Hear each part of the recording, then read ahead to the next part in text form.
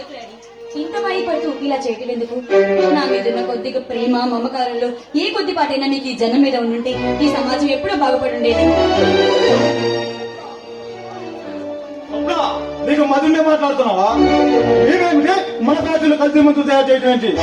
ఎవరు చెప్పారమ్మా? ఎవరు చెప్తేనే అది నిజం కాదంటారా? అయినా మీరు ఇవన్నీ ఎందుకు చేస్తున్నారు? డబ్బు కోసమే కదా. ఆ డబ్బు మన దగ్గర చాలా ఉంది కదా. పిచ్చి తల్లి, మన దగ్గర డబ్బు పదవి హోదా ఉన్నాయి కాబట్టి ఈ రాష్ట్ర ప్రజలు మనకి జేజేలు కొడుతున్నారు.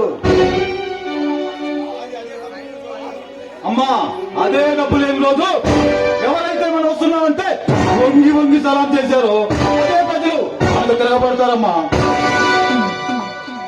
డాడీ మనకి పాపిష్టి డబ్బు దయచేసి వాళ్ళకి ఇచ్చేసేయండి. మనకొద్దు ఈ పాపిష్టి డబ్బు వల్ల మనం నాశనం అయిపోతాం. వద్దు, వాళ్ళకి ఇచ్చేసేయండి. పిచ్చి స్వప్న, నీకు మధ్యలో మాట్లాడుతున్నావా? ఇదంతా ఎవరి కోసం?